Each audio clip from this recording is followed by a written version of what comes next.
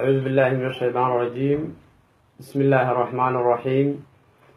daawadayaasha qiimaha iyo qadarinta mudanow kusoo dhawaada halkani waa qoraxay web tv oo aad si live nooga daawanaysaan shabakada caalamiga ah ee qoraxay.com qaybteeda facebooka. barnaamijkan live-ka ah waa barnaamij aanu ku fiirinayno dhibaatada saxaafad la-aanta ka jirta Ogaadeniya oo aan ciwaankeeda ugu magac daray maxaa sababay in Ogaadeniya ay muddada dheer saxaafad la-aan ahaato. sidaad ka war haysaanba adduunkan maanta aynu ku jiro ama aan joogno warbaahintu waxay ka mid tahay waxyaabaha ugu muhiimsan ee bulshada ama wanaajiya ama xumeeya. warbaahintuna waxaa la yidhaahdaa waa aalad haddii dhanka wanaagga loo adeegsadana bulshada wanaag u horseedaysa, haddii dhanka xumaanta loo adeegsadana dhibaato ama xumaan bulshada u horseedaysa. sidaa daraaddeed waxaan maanta mawduuceenan ama barnaamijkeenan live-ka ah ee qoraxay web tv qaybtiisa facebooka aada live nooga daawanaysaan aanu ku kaga hadlaynaa ama kusoo bandhigaynaa maxaa sababay in Ogaadeniya ay noqoto waddan ka mamnuucan saxaafadda, iyadoon ognahay in saxaafaddu adduunku meel kasta oo aad tagto ay warbaahintu leedahay xaq ay ku leedahay, oo ay ka jiraan xorriyatul qowl, oo ay ka jiraan in qofku ra'yigiisa uu cabiri karo, oo ay ka jiraan in saxaafad walba ama warbaahin walba ay leedahay nidaam ama policy ay ku shaqayso. waxaan doonaynaa qoraxay warbaahinta qoraxay oo runtii ah warbaahin muddo badan soo jirtay oo lasoo aasaasay sanadkii 1999 bishii 12 ee December 12keedii. waxay qoraxay inta badan focuska saaraysay ama ay soo bandhigaysay dhacdooyinka joogtada ah ee ka jira adduunka ka dhaca,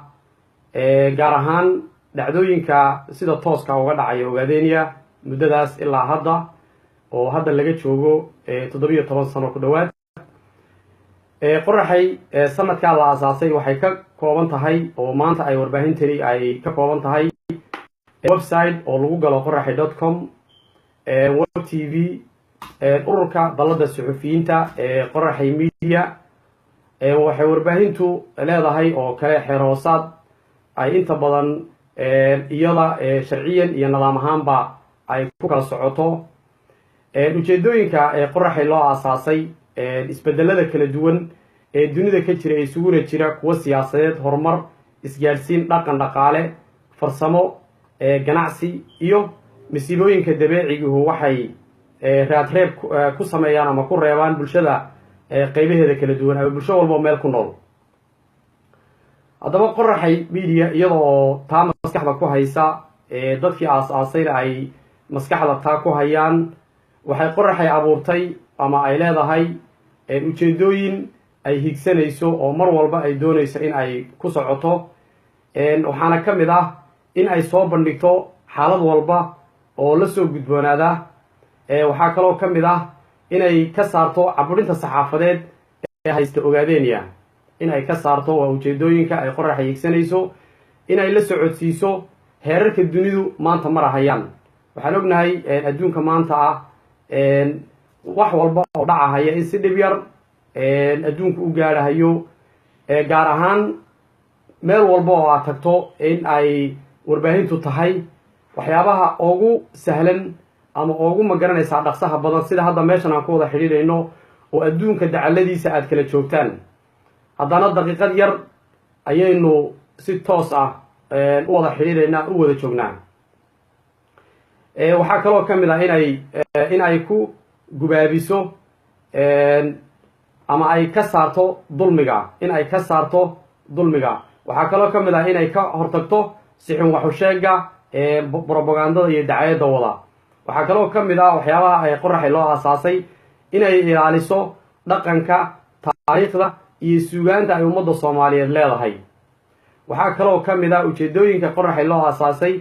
in ay ka shaqayso aayaha qarannimo iyo horumarka ummadda soomaaliyeed oo waxyaabaha ay qoraxay higsanayso ama ujeedooyinkeeda. waxaa kaloo ka mid ah in ay soo bandhigto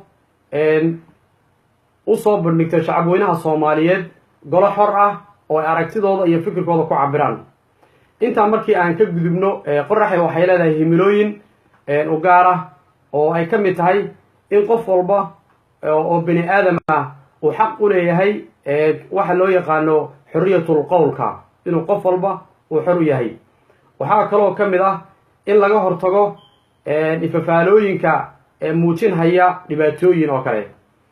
intaa markii aan ka gudubno, innagoo oo u gudbayna qodobkeennan maanta oo ah maxaa Ogaadeniya u diiday inay saxaafad ka shaqayso, wax yar dulmar ku samaynaynaa. Ogaadeniya waan ognahay waa waddan Ethiopia gumaysata maanta, waa waddan runtii ka mamnuuca waxa la yidhahda saxaafad. waa waddan muddadii ay boqortooyooyinkii ama nidaamkii kala duwanaa ee Ethiopia ay soo maraysay ay haysteen ilaa maanta ayna lahayn wax saxaafad ah. waxaan tusaalooyin yar usoo qaadanaynaa si guud ahaan Ethiopia haddii aan fiirino saxaafadeeda si guud ahaan. Ethiopia guud ahaan ma laho wax la yidhaahdo saxaafad xor ah ama saxaafad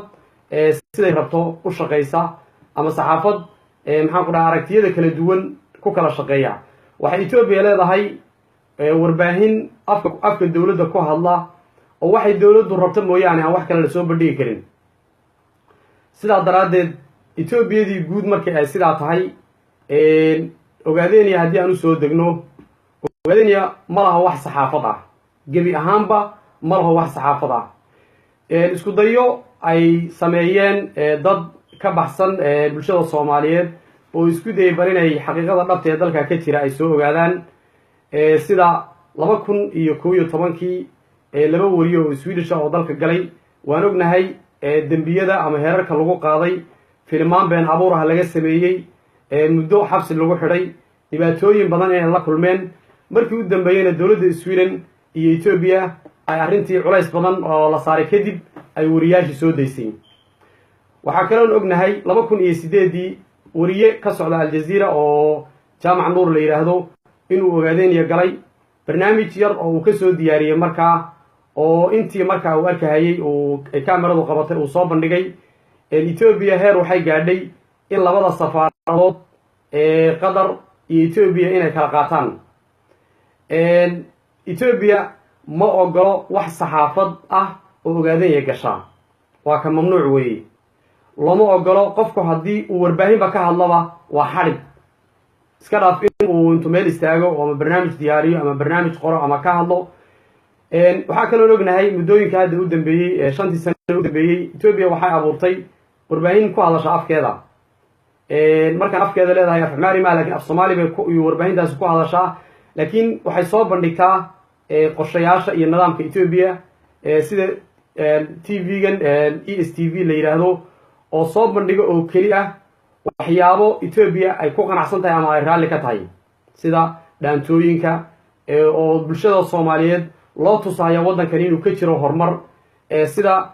ceelal biyo ah oo la leeyahay biyaha meeshan ka dilaacay, meeshan beer baa laga falay, meeshan xoolo yaa daaqahaya, meeshan waxa weeyaan waa xaggan, meeshan waa sidan. oo qorshaha ugu weyn iyo propagandada ugu weyn Ethiopia ay samaysay uu yahay in dadkaas lagu duudsiyo xaqooda. Ogaadeniya xabsiyada dadku way buuxaan, ma laho wax xuquuq la yidhaahdo, dhibaatooyin aad u fara badan baa ka jira. haddii aan fiirino marka oo Soomaaliya, ummadda Soomaaliyeed ee u nasab sheegata waddankaas ama jamhuuriyadda Soomaaliya ha ka soo jeedo ama gobollo kale ha ka soo jeedo, ummadda Soomaaliyeed markaad fiiriso ama aan isbarbar dhigno Soomaaliya iyo Ogaadeniya, waxaan ognahay dalka Soomaaliya saxaafaddu sida ay ka tahay. dhacdo walba oo Soomaaliya ka dhacaysa waa la soo bandhigaa, waa la soo gudbiyaa.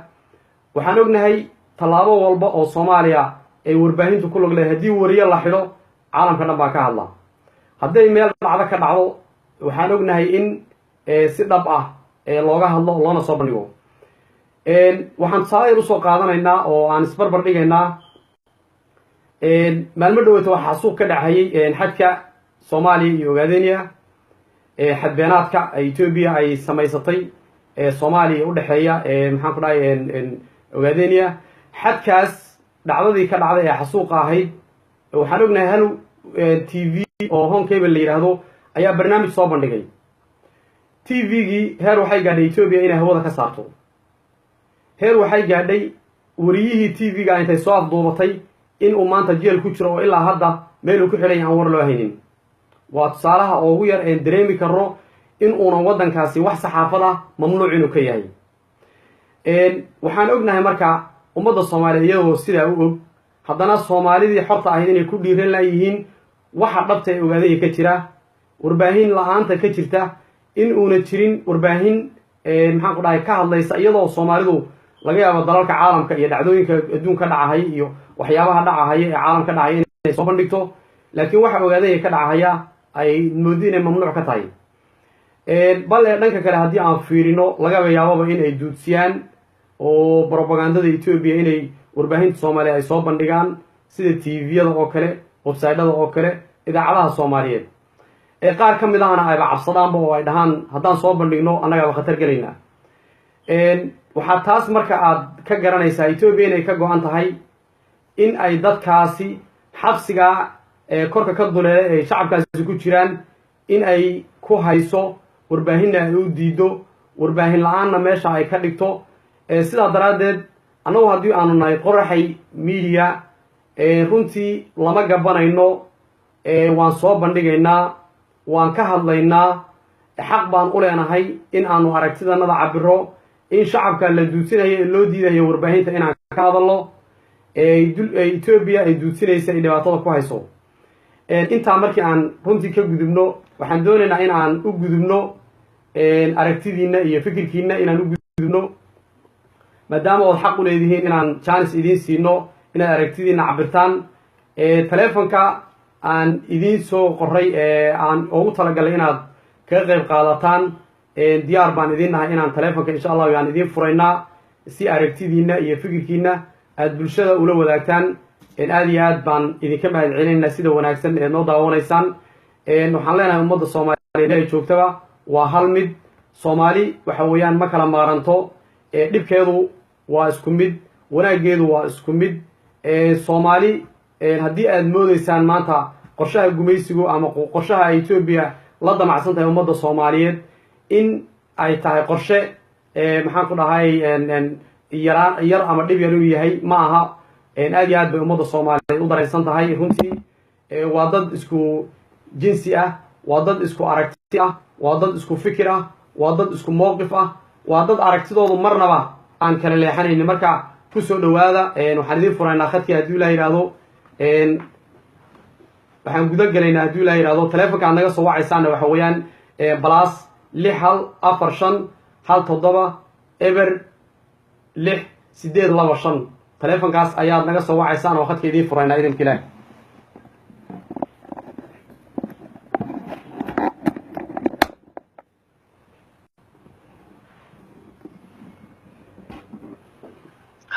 هلا السلام عليكم وعليكم السلام ورحمة الله وبركاته ولا المقعة iyo halkaad naga soo wacayso adigoo mahadsan qoraxay web tv baa live ku soo dhawow waan kaaga mahad celinaa xiriirkaaga ku soo dhawow magacaaga iyo halkaad naga soo wacayso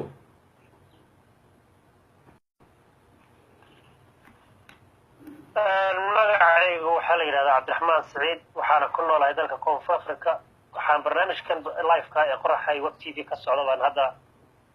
lifekiisa maaragtay aan ku xidhnahay oo aan maaragtay ka mid aha dadka hadda dhegaysanaya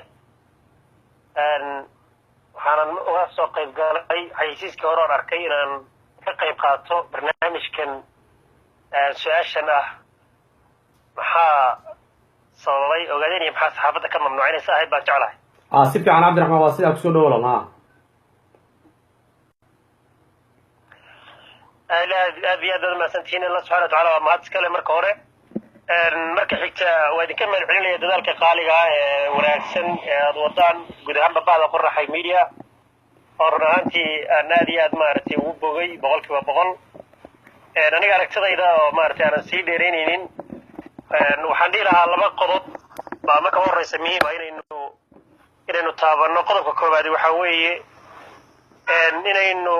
wax iska wajina nidaamka wax diidi kara saxaafadda nidaamka diidi kara ama ogolaan kara ogaadeenaya ka jira iyo saxaafaddu ahmiyadda iyo muhiimadda ay leedahay maanta maaragtay dunida aynu joogno ay ka tahay marka haddaan hormaro nidaamka ogaadeenaya saynu ognahay waa wadan la gumaysto si taariikhiyana ilaa maalintii gacanta cadowga uu galay ilaa hadda waxaa ka socda dagaal wuxuuna gacanta cadowga galay ogaadeen iyadoo dagaal ka socdo dagaalkiibaana ilaa xilligan xaaliga taagan Ethiopia marka dagaalkaas ay kula jirta shacbiga Soomaaliyeed ee Soomaalida ogaadeenaya ee ay gumaysanayso dacatiyada xadka baxa ee bini'aadanimada ka dhanka ay geysato inayna banaanka imaanin oo aan la arag oo aan la maqal oo saxbaalka iyo xadgudubka iyo dilka qarsoon ee ku sameynaysa dadka iyo midka muuqda intaba midna inaan lana arag lana ogaanin adduunyaduna aynan arkin ayay uga mamnuucday saxaafadda nidaamkan oo ah nidaam guud ahaan Ethiopia ka jira gaar ahaan cadaadis gaar ah oo gobolkan Ogaden ama wadankan Ogaadeenaya oo isagu halgan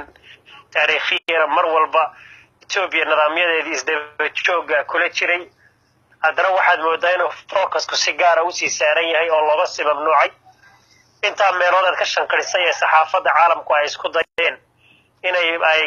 galaan gudaha Ogaadeenaya xaqiiqadana ay soo ogaadaan Ethiopia si internationally ay meel fog uga istaagtay waxay qarinaysaa ayaana ka weyn maadaama Ethiopia ay tahay wadan faqiir oo aan waxba ka soo bixin waxyaabo ay ku nooshahay ee dhaqaalaheeda waxa weeye 90% deeqda dunidu ay siiso marka dunida si loogu fashalmin xadka baxa iyo bini'aadanimada waxa ka baxsanay sameynaysa hay'adaha xuquuqul insaanka iyagu mar walba dacwada iyo doodaha internationalka ay golayaasha lagula yimaadaan ugu fashalmin ayay diidan tahay marnaba ay wax evidence gudaheeda laga soo saaro xilligan xaaligaynu hadda aynu joogno magaalada Jigjiga waxa ku yaala jeel aad u weyn kubanaan qof ayaa ku xiran cid ogna ma jirto habeen walba iyo maalin walba waxa laga soo saaraa dad curiyaamay dad meeyda dad sanado hore dhintay oo meesha ku sheeday dad lafa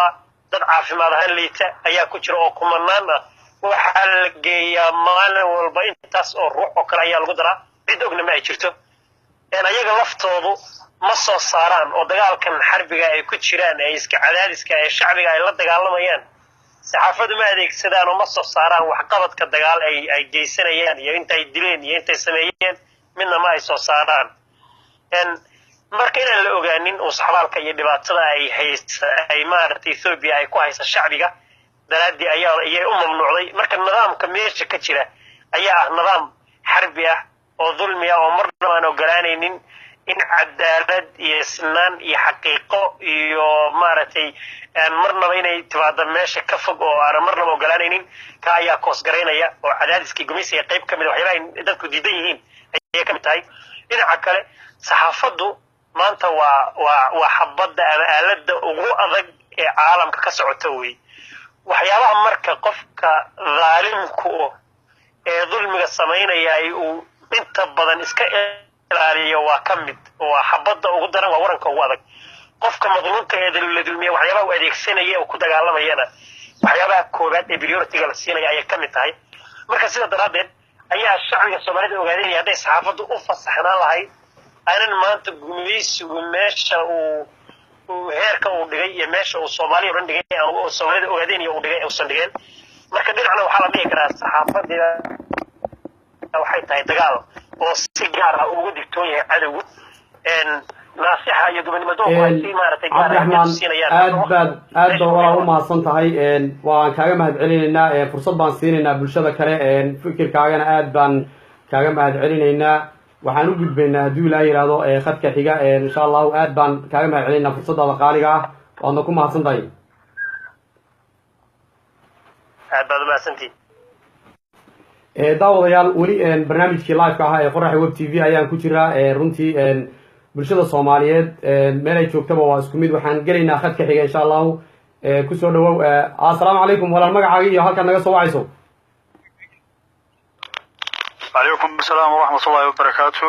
وعلي رضا لبان أحمد يوسف waxaan joogaa magaalada Sweden Stockholm waxaan ku sheegayaa Ethiopia runta waxay isticmaashay gumaysi xun waxaan ka xumahay dadka walaalaha wada dhashay qaybna ee iyaga askar ka dhigtay qaybna ee dadku ku kumaado waxaan ka xumahay labada walaalaha iska soo wada jeedo qoraya se waxa Ilaahay ka baryaa in Ilaahay guul iyo horumar gaarsiiyo magacana waxa Soomaali way ka dhigo magaca ogaadeen ka bedela magaca Soomaali galbeed taas ay la qorxoon walaal aad baa u mahadsan tahay waan kaaga mahadcelinaa walaal magaca iyo fikirka aad kulay aad soo gudbisay waa arrin aad iyo aad muhiim u ah dhan walba waan kaaga mahadcelinaa walaal fursadaada qaaliga ah waadna ku mahadsan tahay waana dareemaynaa Soomaalina isku mid tahay aad baa walaal u mahadsan tahay daawadayaal weli barnaamijkii baynu ku jiraa qoraxay web TV live ka ahaa waxaan gelaynaa khadka xiga هلو سودو ولا ما عاجي هالك نقص وايش السلام عليكم الو السلام عليكم ولا سودو اديق او ماتن ما عاجي هالك نقص وايش وانا المغعي هو احمد نسيب ابراهيم وحان كاسو وحايا وطنك كونفور افريكا gaar ahaan gobolka KwaZulu Natal سودو ولا سودو وين هي aragtida wala gudagal waa daawanaysa barnaamijku aad la socotaa arrintan ka hadlayno waa saxaafadda waxa ka mamnuucay ogaadeenaya si fiican baan ula socdaa haddaan ku soo dhawaado fikirkayga ah maxaa ka mamnuucay wadanka ogaadeenaya ani aragtidayda waxaan usoo qaadanayaa laba qodob oo kooban maadaama ay jiraan dhegeystayaal fara badan oo laga yaabo in ay fikrado iyagu marka koowaad waxaan u mahadcelinayaa sahla saxaafadda qoraxay web TV وتكون أكثر برنامج قانوني يتدين إنسان أنت كسب وأنت كسب قدوة هو وحاول أعرف كرامة أنا مسلية هاي هذا هو يتوب يوم تجعل توصل جري صحافة وكم من واحد إني توصل تجعل أوقات هذه سيدا وتجعل كأوقات حياة بالشدة كلا الصومالية أما بالشدة قبل كانت كل قن سيدا مدة أيوة تجعل أوقات هذه isagoo waxyaabo badan oo macnaha xaqiijinta dadka ay qabaan iyo macnaha tacadiyada yaalla si aan loo ogaanin oo caalamku wadano isagoo hay'adihii ka horba ka hay'adihii xuquuqda aadamaha ay kala tirnaa hadday tahay ururada caafimaadka hadday tahay waxaan oran karaa waa kow qodobka koowaad aan isleeyahay oo waxyaabaha saxaafadda caalamka ka mamnuucay iyagoon ognahay walayaashii ugu dambeeyey ee xiriirka lagu qabtay taarkii noola dhaqmay iyo wixii ay ku sameeyeen talabaad aan isleeyahay ururka oo gobonimada oo runtii ku guulaystay arrimo badan oo ah inuu tayeeyo ciidankiisa guda iyo dibadba uu ka dhisto jaaliyadata oo isna wax jawdiyo oo toos aan ku bixinin xagga saxaafadda oo aan ilaa iyo hadda aan suurtagelin in la geeyo saxaafad toos ah oo la hawlgashay ciidanka wadaniga xoreynaya oo si badan usoo debida guulaha uu ka gaaray iyo goobaha cadowga lagu jebiyey iyo baahida kale ee bulsho ay macnaha qabaan oo macnaha toos looga soo qaadaya gudaha ogaadeenaya oo macnaha ay taas waxoogaa aadmooda inay hadda laga yargaadiyey وأنا حتى إسلام معها وحياة على السلطة وبعدين أمر كم من صحافة إسلام حتى وحياة مكتي صراحة بدندبر كذي عليك تفكيرين aad baa walaal u mahadsan tahay waan kaaga mahadcelinaynaa fursadaada qaaliga waxaan u gudbaynaa insha Allah khadka xiga aad baa walaal u mahadsan tahay daawadayaal dad badan ayaa khadka ku jira oo runtii aad u fara badan waxaan ku xigsiinaynaa qofka xiga assalaamu calaykum walaal soo dhawow adoo magacaaga ku bilaabahay halka naga soo wacayso halo assalaamu calaykum calaykum assalaam soo dhawow walaal magacaaga iyo halka naga soo wacayso walaal magacayga waa Faaiza Cabdullaahi Maxamed waxaana joogaa dalka Germany soo dhawow walaal Faaiza qoraxay web TV baa live ugu jirtaa soo dhawow walaal barnaamijka waad la socotay Soomaa in badan waa la socday dhammaan horta waad mahadsantihiin ummadda Soomaaliyeed waxaan leeyahay assalaamu calaykum waraxmatullaahi wabarakaatuh marka xigta waxaan ku jirnaa bishii aan macnaha xorriyadda aan qaadanay haddaan nahay gobolada waqooyi koonfurta Soomaaliya iyo Djibouti midaasna waxaan leeyahay hambaliyo barnaamijka haddaan usoo laabtana aad baan horta barnaamijka ula socday ma garato walaalo si fiican walaal soo dhawow haa walaal waa sax wey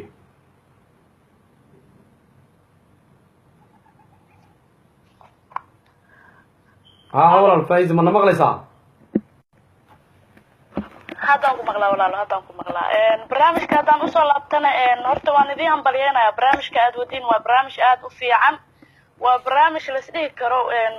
ummadda soomaaliyeed inay ku baraarugto ani ma dhahayo gobol iyo degmo iyo tuulo waxaan leeyahay xurriyadda soomaaliya o dhan aa u baahan gumaysigana soomaaliya o dhan aa ku jirta haba loo kala badnaadee ma garate si fiican walaal aad baan walaal umahadsan tahay waa soo dhawow waa sax weye marka waxaan leeyahay horta hadda waktiga lagu jiro waa wakti aad looga faa'iideysan karo haddii la rabo in gumaysi la iska dulqaado ha la iskaga daba horta lama heli karo gudaha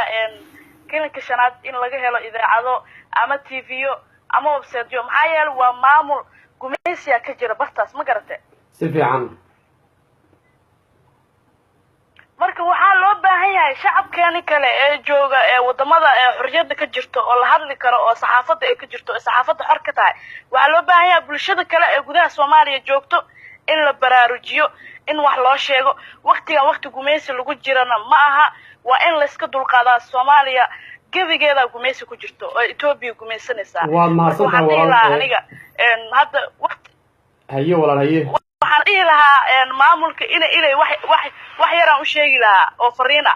haye cabdi maxamuud ilay waxaan dhihi lahaa walaal soomaaliyeed baa tahay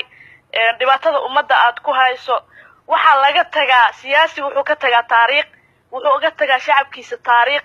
ma aha inuu yidhaahdo nin soomaaliya asalkiisa uu soomaali yahay oo ina hebel la leeyahay inuu yidhaahdo waxaan ku faanayaa etoobiyaannimo waxaan ku faanaynaa etoobiyaan ilaahayga etoobiya naga dhiga ayaan ku mahadiyaa waa beenaale ani waxaan dhihi lahaa waxaan ku faanaynaa soomaalinimo waxaan u istaagaynaa soomaalinimo soomaaliyana waxaan u rajaynayaa guul iyo gobonnimo dhibaatada aad ku haysid ummadda soomaaliyeed in ilaahay kala dhexbax kuma faanayna etoobiyaannimo waxaan ku faanaynaa soomaalinimo idinkana waan idinkaga mahad celinayaa wallaahi barnaamijka aad wadaan waa barnaamij aad u fiican ummadda soomaaliyeedna yaaban dhihin ani waxaan jeclaan lahaa in la dhaho gumaysiga soomaaliya inaan iska dulqaadno kelinka shanaad dhibaato way ku jirtaa ilaahay aan oga baryaynaa dhibaatada ay ku jiraan in ilaahay ka saaro haddana dhalinyaro soomaaliyeed u istaagtay waxaan dhihi lahaa taariikh xumaha ka tegin meeshan yaana meedkaada lagu jijiidina iskaga tag gumaysiga ummadda aad ku hayso etoobiyaanka aad nagu soo hoosaasinaysa aad le aad baa walaal umahadsan tahay faa'iiza waad mahadsan tahay walaal aad baan kaaga mahad celinaynaa waxaan gelaynaa khadka xiga aad baad walaal umahadsan tahay daawadayaal faa'iiza qodob muhiim ay taabatay cabsida dadka soomaaliyeed ku dhacay ee ah qofku isagoo banaanka jooga in uu ka cabsado gumaysiga runtii waa arrin aad iyo aad naxdinteeda ule weeye leanna ummadda soomaaliyeed waa ummad xor ah waxaan gelaynaa walaal khadka xiga assalaamu calaykum soo dhow walaal adig halkaan naga soo wacaysiya magacaaga walaal assalaamu calaykum calaykum assalaam walaal loo dedeji adigoo mahadsan halkaan naga soo wac dad badan baa khad ku jira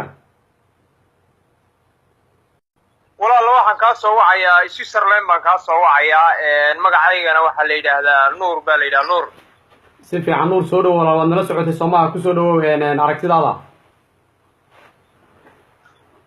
walaal waan dhowahay waad mahadsan tahay aad iyo aad baan idinka mahad celinayaa midiyaha qoraxay warbaahinta sida fiican eed wax u wadaan eed wax u baraarujinaysaan aragtidayda haddii aan ka hadlo hawshan iyada aheed hadda ku baraarujinaysaan dadka waa mid loo baahnaa hase ahaatee warbaahinta hadda laga hadlayo ee ah maxaa saxaafadda u diiday waddanka ogaadeen iyo la dhaho kolley waxaan anigu aaminsanahay fikradayda waxaa u diiday in ay tahay gumaysiga saaran ee aan ogolayn dadka dhibka lagu hayo dhaca lagu hayo kufsiga lagu hayo jirdib aad baa walaal umahadsan tahay daawadayaal waxaan gelaynaa khadka xiga assalaamu calaykum walaal soo dhawow magacaagii halkaad naga soo wacayso halo haa walaal soo dhawow magacaagii halkaad naga soo wacayso waxaan kaa soo wacayaa nairobi waa askari cabdullahi walaal codkaa wuu gaaban yahay cod kor u qaad maxaa tidhi assalaamu calaykum marka hore radio qoraxay oo qoraxay web t v calaykum assalaam walaal waan ku maqlaynaa codkaaga aada u gaaban. waxaan idinka soo wacayaa magaalada Nairobi waa askari Cabdullaahi. ها kusoo dhawow askari aad baan kaaga mahad celinaa kusoo dhawow barnaamijkan waad la socotay fikirkaaga kusoo dhawow adigoo mahadsan.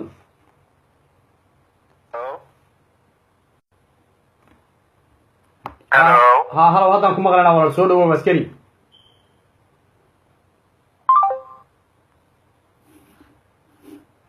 daawadayaal wuu go-ay waxaan ku gelaynaa khadka xiga. assalaamu calaykum walaal kusoo dhawow aragtidaada. وعليكم السلام ورحمة الله وبركاته. magacaaga iyo halkaad naga soo wacayso walaal.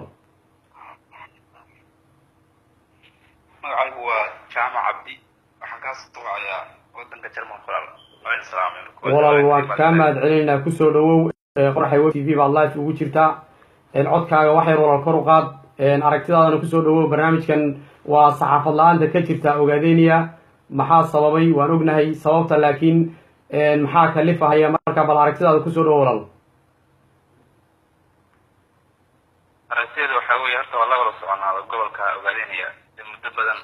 ayaa gumaysi ku jira gumaysi madow oo Itoobiya oo gacanta ugu jira marka caburinta iyo waxaan saxaafadda lagu hayaa waxaa muhiimadda koowaad Itoobiya ka leedahay waa inaan adduunka la tusin ama aan la arag suuqa ka socda dhibaatada ka socota gobolka Ogaadeniya magarad si fiican marka haddana gumaysigu Ogaadeniya kaliya maaha iyadu muddo badan bay ku jirtaa haddana way ku jirtaa laakiin hadduuba tallaabo wuxuu ku faafay Soomaaliya oo dhan waa la socotaa maanta ama kuwan Somaliland ha sheegteen ama Puntland ha sheegteen ama dowladda federaal ku sheega dhammaantood waa dad colonization ku jira ama gumaysi magarad oo saxaafad nin wariye maanta Hargeysa jooga ama Garowe jooga ama may maqasho walaal waan ku maqlaa sooma mudna marka bulshada Soomaaliyeed haddii ay saxaafadeedii iyo wax walba uu culeyskaa saaran yahay sooma mudna in ay ka hortagaan oo arrintaasi ay dhalinyarada Soomaaliyeed iyo dhalinyarada Ogaadeniya ay arrintaasi ka hortagaan sooma mudno way mudan tahay takaliya laga bixi karaya waa unit ama midnimo aad baa walaal mahadsan tahay daawadayaal waxaan u gudbaynaa khadka xiga.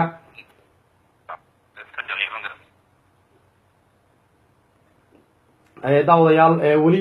barnaamijkii baan ku jiraa qoraxay web tv aan kaga hadlaynay saxaafad la-aanta ka jirta Ogaadeniya oo aad si live uga daawanaysaan qoraxay web tv waxaan gelaynaa khadka xiga. assalaamu calaykum magacaaga iyo halka naga soo wacayso walaal. وعليكم السلام ورحمة الله وبركاته. حالة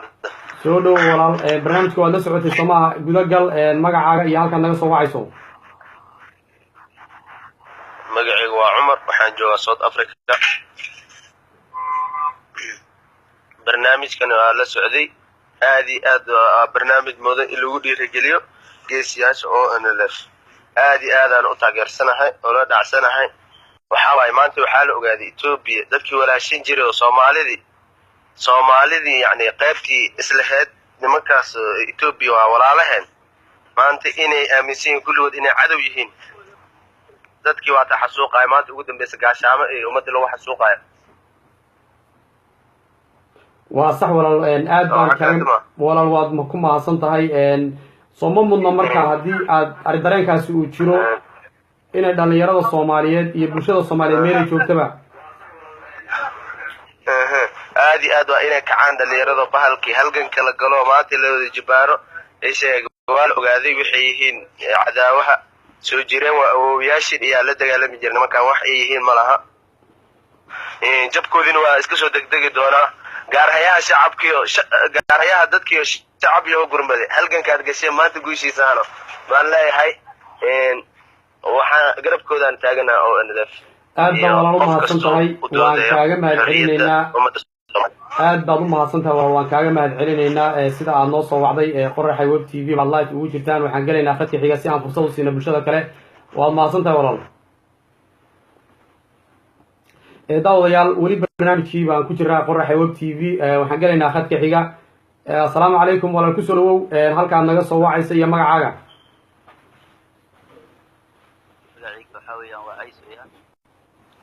يا ولال كسو دو magacaaga codka kor u qaado magacayga waa Ciise weeyaan waxaan ka soo wacayaa Mombasa Kenya soo dhawo walaal waa barnaamijka wada socodii Soomaa waan la socday ha haye gudagal wala aragtidaada wallahi dee niyahow aniga waxaan u arkaa falsafada gumaysiga ayay kamid tahay marka la rabo in dad la gumaysto ama dad dhibto aan la maqlin ama marka la rabo dad in caalamka laga indha xiro ama laga dhiga xiro waxyaalaha loo baahan yahay ee markaas dadkaas ama dawladdaas inay samayso laga rabo waa in halkaasi aysan ka jirin wax la yidhaahdo warbaahin ama isgaarsiin si fiican maxaa laga gudbi karaa baad u malaynaysaa marka arrintaa walaal adiga haddaan su-aal kaa weydiiyo waxay kamid tahay calaamadaha ugu waaweyn lagu garan karo marka la qiimeynayo waddanka xagga xuquuqda ama xagga horumarka ama xagga caburinta marka la qiimeynayo waxaa lagu qiimeeyaa waddanka isgaarsiinka iyo warbaahinta lagu qiimeeya ma garat